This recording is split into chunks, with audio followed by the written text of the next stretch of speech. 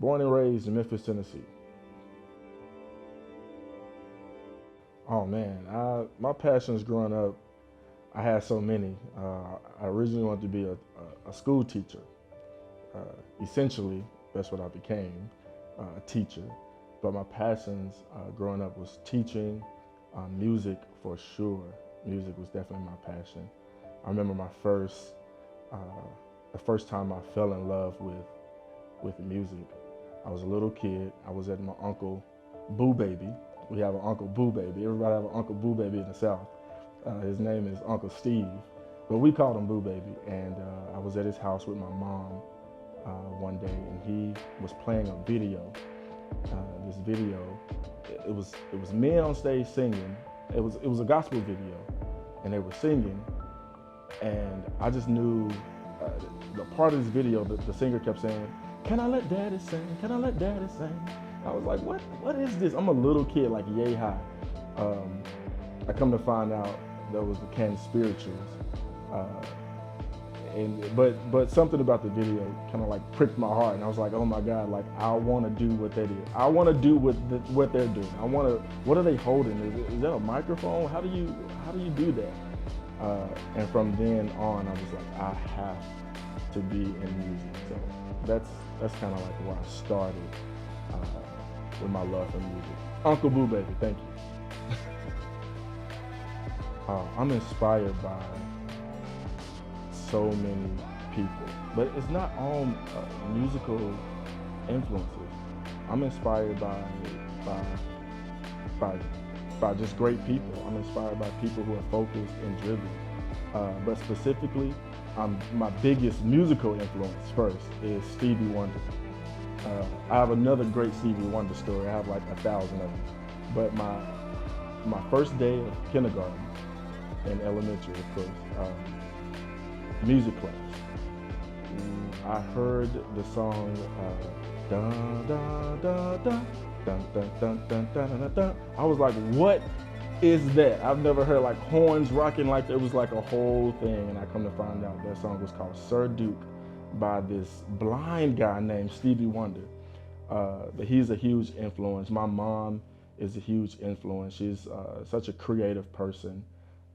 And a lot of leaders and stuff in my community back home in Memphis, Tennessee. I grew up in a community called Orange Mound Community, and that's the community where it was essentially like black-owned everything. So the doctors were black, the dentists were black, the corner store owners were black, the grocery stores, all that stuff was just black-owned. And a lot of those young entrepreneurs definitely inspired me as well. What brought me from Memphis to Las Vegas? I love Memphis. I have to just always make sure that's clear. A lot of people leave their hometown because they hate their city. No. I love Memphis. I just wanted to do more.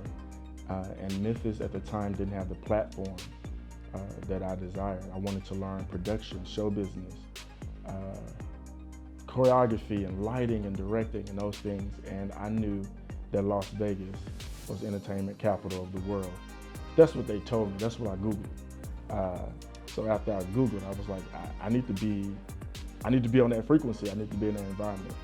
And of course, God had different plans for me in my journey in Las Vegas, but that's what essentially brought me to Las Vegas. Melodic Minds, it was birthed in the back of a church, Nehemiah Ministries here in Las Vegas, and I had the idea of creating an environment. Melodic Minds, we have this thing called the 3 C's: create, cultivate, and community. And I wanted to bridge the gap between singers and musicians. I wanted to encourage singers, inspire them, let them know that they're also musicians. A lot of singers don't view themselves as musicians, but I think the voice is the most amazing instrument to play.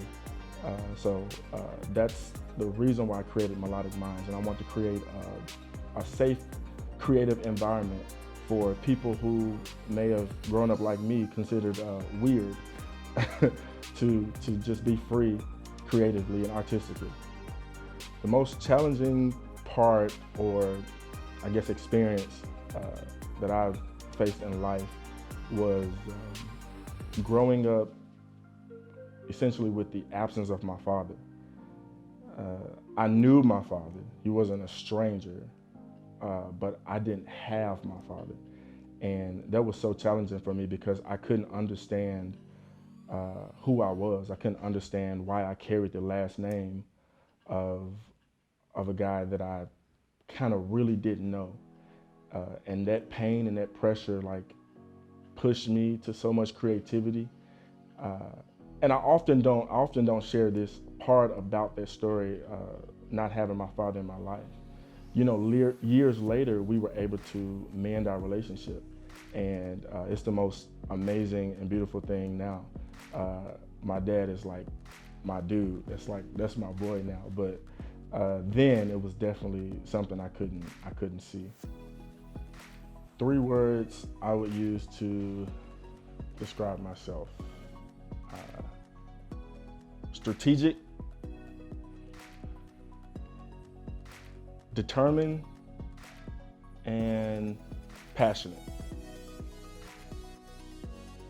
If I can encourage a younger black male, what comes to mind when I hear that, I'm really like kind of looking at myself right now, and I really just tell that younger me, because I know, you know, I'm not the only one who experienced what I experienced. I'll just say, man, you're gonna be okay. Like, you are enough. It's okay to be who you are. It's okay to be as creative and artistic as you want to be, and you are enough. I want people to remember me when it comes to leaving a legacy, is that, like for me, my dream is to make other people's dreams come true. So if I can be remembered by the platforms that I created and the opportunities that I help other people get, like, I'm good. Growing up as a child, for me, I faced a lot of challenges. I was considered like weird in a lot of circles, but I had a good balance growing up. But it was definitely challenging.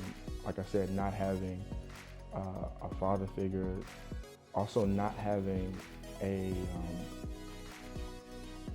place to be like creative. You know, I was always thinking about numbers and colors and like, how does this sound like with this color? Like, just the most awkward kind of thing. So I didn't have what people like to call a tribe. I didn't know people like me existed. But thank God, like, I had a mother who is very artistic, and she allowed me to be in environments to be who I was. My life was, growing up, it was typically like a normal childhood, then it wasn't a normal childhood. It was kind of like two different worlds growing up, almost like Wakanda and then Memphis.